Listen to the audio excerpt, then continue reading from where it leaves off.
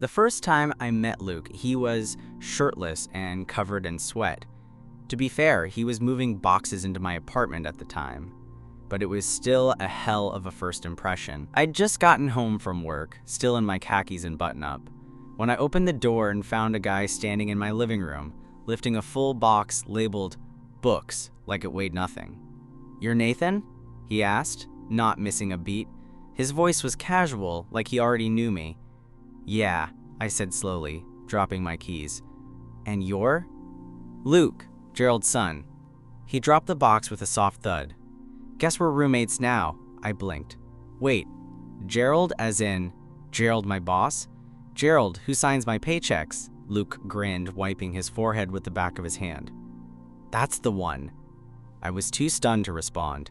2 days earlier, Gerald had called me into his office and asked, in that calm, CEO-like voice of his, if I'd be willing to let his son crash at my place for a few months. He's in between leases, he'd explained. I'd consider it a personal favor. And because I needed the raise he'd been hinting at, I said yes. I just didn't realize Gerald's kid was a 6-foot-tall, broad-shouldered, jawline like a Disney Prince adult man with the kind of easy confidence that made me nervous for no good reason. Luke was nothing like what I'd expected. I thought he'd be stuck up, or entitled, or worse, rude. But instead, he was annoyingly charming. Too charming. He tossed out compliments like he didn't even notice he was doing it. "Nice cologne, man. Smells expensive. You always make coffee like this? It's really good. You have a good laugh, you should use it more." That last one got me. Because how the hell was I supposed to respond to something like that? The first week we barely crossed paths. He worked late hours bartending while applying for some grad programs, and I was swamped at the office. But late at night, I'd hear him in the kitchen, humming while he made himself a snack. And sometimes, when I came out to grab water, he'd be standing there shirtless again, scrolling on his phone like he lived here, which, technically, he did. The weird part? I started looking forward to it. I told myself it was nothing, I was just being friendly. But that was a lie. One night, after a long day, I came home to find Luke passed out on the couch, wearing just gym shorts, one arm over his eyes. The TV was still on, low volume. He must have been watching some documentary. There was an open bag of popcorn on the table, and his phone lay forgotten beside it. I stood there for a second, just watching him. He looked peaceful, calm, and way too comfortable on my couch. I should have gone to my room. I meant to. Instead, I sat down on the other end of the couch and picked up the remote. A few minutes later, Luke stirred. He lifted his arm, squinting at me like he wasn't sure where he was. "Oh, hey," he said, voice low and groggy. "Didn't mean to wake you." He smiled, slow and lazy. "You didn't." I turned back to the TV, trying to ignore how warm my face felt. Then he said something I didn't expect. "You ever wonder if your type isn't actually your type?" I glanced at him. "What?" He shrugged, eyes still half-lidded with sleep. "Like, you think you know what you're into, and then someone shows up and throws a wrench in all that." I didn't say anything. I couldn't. Because the truth was, he had. That question stuck with me all night. Even after Luke had gone to bed and the apartment was quiet again, his voice echoed in my head. "You ever wonder if your type isn't actually your type?" I didn't sleep much. My brain wouldn't shut off. Was he talking about me? Was that just a general late-night thought? Or was I reading way too much into it? The next few days, things felt weird. Not bad, just charged. We didn't talk about that moment on the couch, but something had definitely shifted. Luke started hanging around the apartment more, cooking in the kitchen shirtless like it was no big deal, flopping down next to me on the couch instead of sitting on the other side. It was subtle, but it added up, like he was testing the waters without ever saying it out loud. And I wasn't stopping him. I should have. But I didn't. One night, I got home later than usual. I'd stayed at the office to avoid him, to get my head straight. When I finally walked in, the apartment was dark except for the soft glow of the TV. Luke was already home, sitting on the floor with his back against the couch, a beer in one hand, and his head tilted up to look at me as I walked in. "You okay?" he asked, eyes lingering a little too long. "Yeah," I lied. "Just tired." "Rough day?" I nodded, kicking off my shoes. "You could say that." He shifted over. patting the floor next to him. "Come sit, I won't bite." I rolled my eyes but sat down anyway. The movie playing was one of those quiet, artsy indie ones. Long silences, soft piano music, emotional close-ups. We didn't talk for a while. We just sat there, watching shadows flicker across the walls. Then Luke leaned back, letting his shoulder brush mine. It wasn't much, but it was enough. "I never thought I'd live with someone like you," he said after a while, his voice softer than usual. I turned to look at him. "Someone like me? You know, responsible, organized. Wears iron shirts." I raised an eyebrow. "That sounds like a compliment and an insult at the same time." He grinned. "It's a compliment. I'm just saying you're different. In a good way." "Thanks, I guess," I said, trying not to let the warmth spread too obviously across my face. Then he turned, fully this time, his knee bumping mine, close enough that I could smell the faint scent of his shampoo. Citrus and something warmer, like cedar. "I wasn't kidding the other night," he said, "about questioning your type." My breath caught. "Luke, I'm not saying anything has to happen," he said quickly, "but I think about it. You. More than I probably should." I didn't know what to say. I could feel the tension between us, thick and real and undeniable. But I also knew this was dangerous. He was my boss's son. He lived in my apartment. There were about a dozen reasons why this was a bad idea. And yet, "I think about it too," I admitted quietly. For a second, neither of us moved. Then he leaned in, slow and deliberate, giving me every chance to stop it. I didn't. Our lips met, tentative at first, unsure. But when I didn't pull away, he deepened the kiss, his hand moving to the back of my neck, fingers brushing the edge of my hairline. It was gentle, but it hit me like a truck. When we finally pulled back, I didn't open my eyes right away. Luke rested his forehead against mine. "Tell me if this is a mistake," he whispered. I didn't answer, because I honestly didn't know. I woke up the next morning before him. It took me a second to remember why I felt so off, why the air in my apartment suddenly felt different. Then I heard the quiet breathing beside me and turned my head. Luke was still asleep, half on his side, one arm thrown across the pillow where I'd been, fully clothed. We hadn't gone there, not all the way. Just kissing, tangled limbs, whispered words exchanged under a blanket on the couch until we both fell asleep sometime around 2 a.m. But the weight of what happened still hung in the air. I slipped out of bed and into the kitchen, making coffee on autopilot. My brain was already running through a million scenarios. What would happen now? Was this a one-time thing? Was it the beginning of something? And most pressingly, what the hell was I going to say when Gerald asked about his son? "Smells good." Luke's voice pulled me from my spiral. He stood in the doorway, rubbing the back of his neck, hair sticking up on one side. "Coffee," I said, lifting the mug in my hand like a peace offering. "Perfect," he said, walking toward me, "because I've got a massive headache and about 20 questions." I handed him a cup. "Same." He sipped, then leaned back against the counter, his eyes searching my face. "So, do we pretend last night didn't happen?" The question hit harder than I expected. I looked down into my coffee like it might hold an answer. "I don't know," I said honestly. "Do you want to?" Luke was quiet for a second, then he shook his head. "No, I don't." I met his gaze. It wasn't playful this time. He looked serious, almost vulnerable. "Good," I said before I could stop myself. We stood in silence after that. Not awkward, exactly. Just heavy with unspoken things. Later, he showered and left for his shift at the bar. I stayed behind, half working, half staring at my screen, not processing anything I was typing. I kept replaying that kiss, the way his hand felt on the back of my neck, the way he said my name, almost like it meant something. That night, he didn't come home until nearly midnight. I was pretending to read on the couch when I heard his key turn. He looked tired but smiled when he saw me. "You waited up," I wasn't really reading, I admitted, closing the book. Luke toed off his shoes and came to sit next to me, closer than necessary.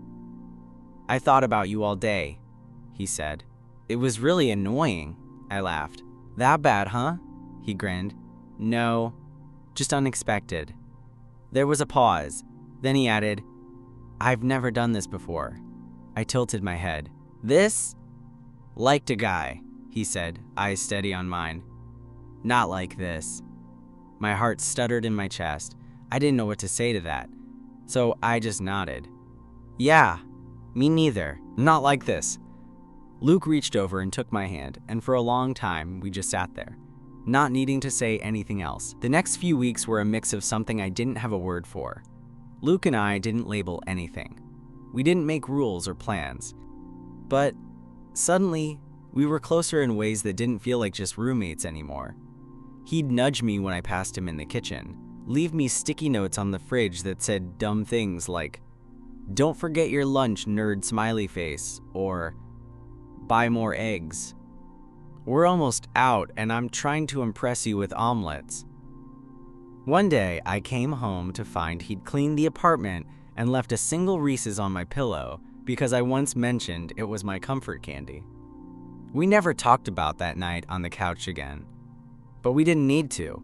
It was there, and the way he lingered near me when I sat at my desk, the way he'd throw an arm across the back of the couch when we watched TV, fingers close enough to brush my shoulder but never quite touching. One Thursday night, I found him asleep in my bed again. He hadn't meant to fall asleep there. We'd been watching some dumb reality show in my room because he insisted the lighting was more relaxing. Somewhere around episode 3, he dozed off, and I didn't have the heart to move him. I climbed in beside him and turned out the light. A few minutes later, without opening his eyes, he shifted and mumbled, "You smell like that cedar candle again." I laughed under my breath. "You're obsessed with that thing." "It's your scent now," he said, half asleep. "It's calming." And then he was out. The next morning, he was gone before I woke up. But there was a coffee on the table with a note. "Didn't want to wake you. See you tonight. Also, cedar candle's almost dead. Tragic." I kept the note. Don't ask why. Things were good. Mostly, but I could feel the tension building beneath the surface. One Friday, we were grabbing drinks with some of his friends, people I didn't really know. They were nice enough, loud, confident, a little too interested in who I was and how I knew Luke. "This your roommate?" one of them asked, a guy named Evan with a toothy smile and too much cologne. "Damn, he's cute. You two ever?" Luke laughed it off, clinking his beer to Evan's. "Nah, he's way too uptight for me." It was a joke. I knew it was a joke. But it hit me in the gut. I smiled politely, excused myself to the bathroom. When I came back, Luke was watching me from across the bar. Our eyes met for a second, and something in his expression shifted. Guilt? Regret? Back home, he didn't say much.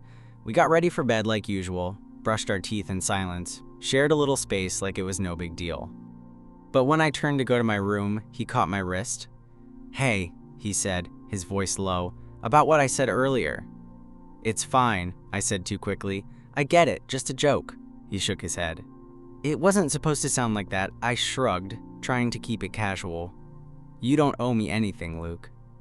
"I know I don't," he said, "but I want to." I didn't know what to say, so I didn't say anything. Instead, he stepped closer and rested his forehead against mine.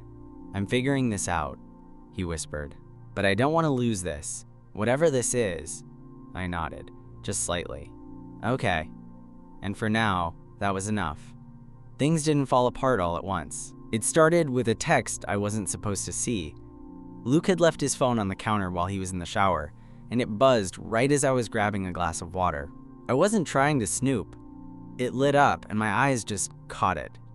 "You're lucky I'm letting you play house with him. Don't forget who you really belong to." No name, just a number. But the tone was clear.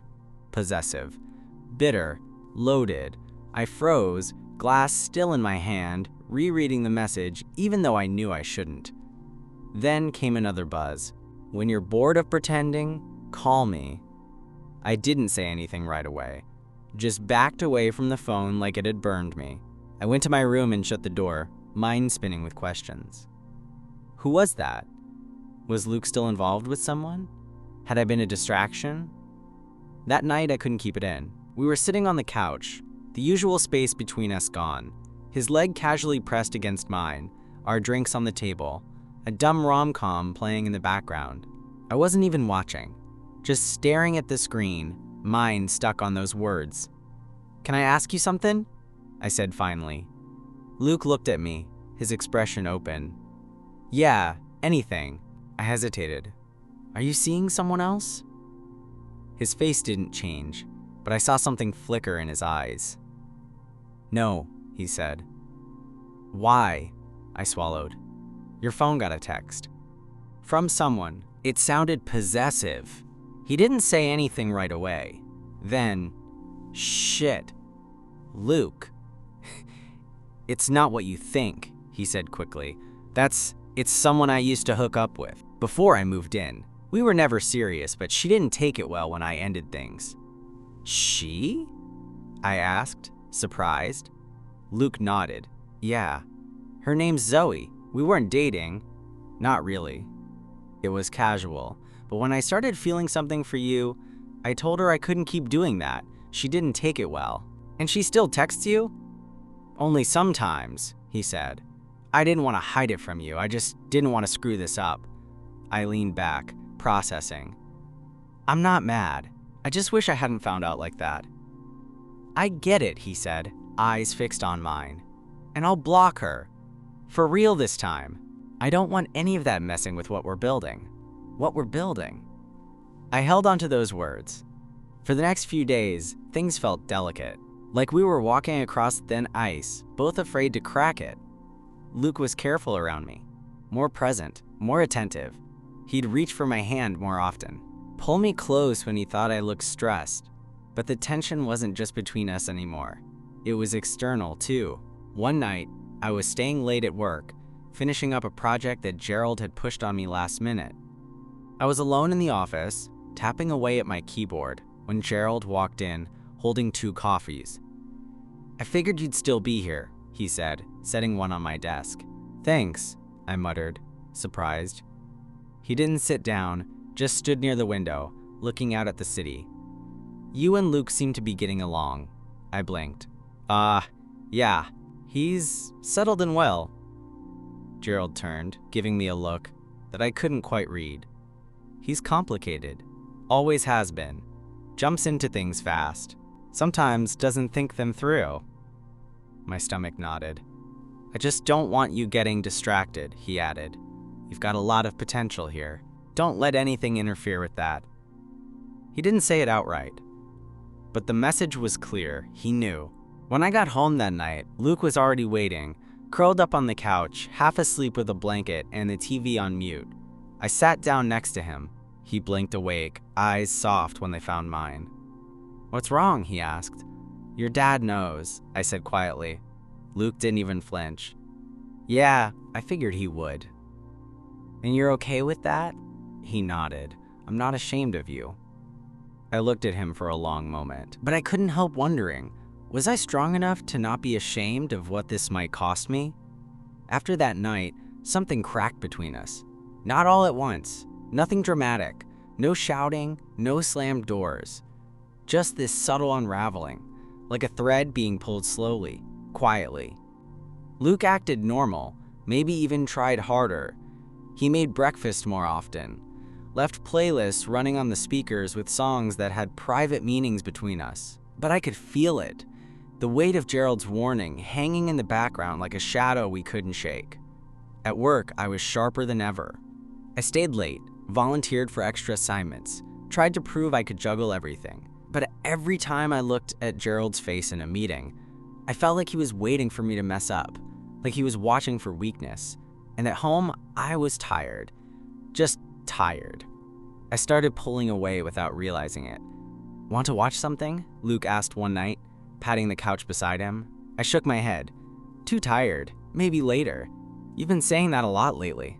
I looked over, saw the small crease between his brows, the one that only showed when he was overthinking.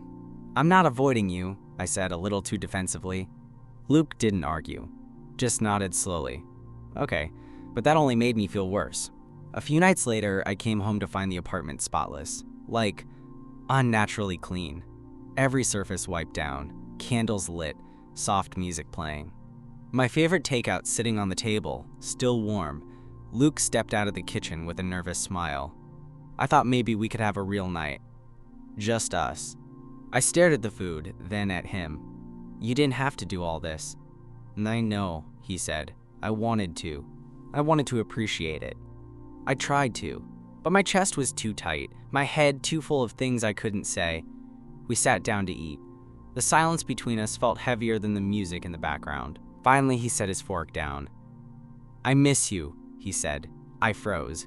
I'm right here, I said weakly. No, he said. You're not like before. I didn't have an answer to that, because he was right. I don't know what's happening, I admitted. I feel like I'm being split in half. Your dad, he's watching me at work like I'm some kind of threat, and I'm trying to do everything right. But I keep thinking, what if he's waiting to fire me? What if he's waiting for me to screw this up? Luke's jaw tightened. So what? You're just gonna freeze me out? No, I said quickly. I'm trying to protect what we have, but it feels like I'm carrying it with my teeth, and if I let go, everything shatters. He stood up and paced away from the table. Maybe it already is. That hit harder than I expected. I'm not giving up, I said quietly. I don't want to be your secret, he said, turning to face me.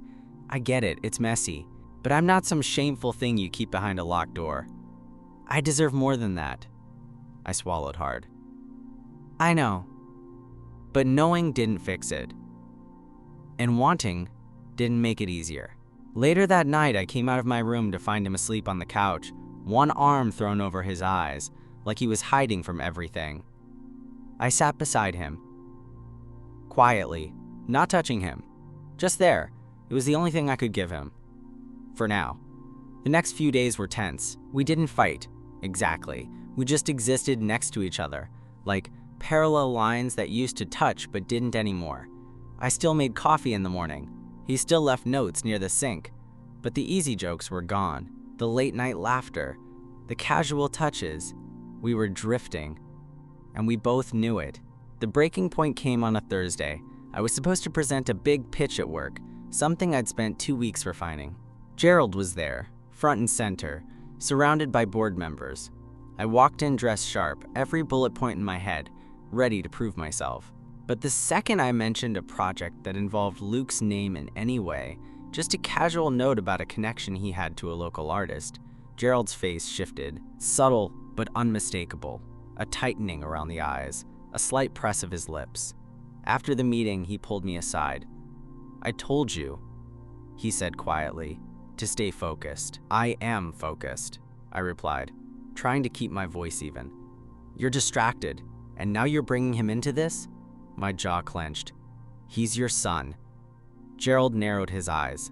Exactly. That was it.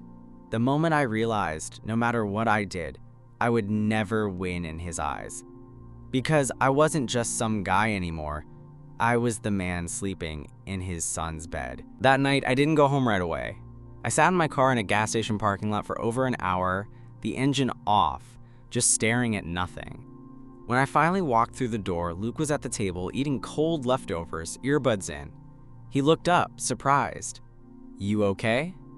I shut the door harder than I meant to. Your dad threatened me today. Luke stood. What?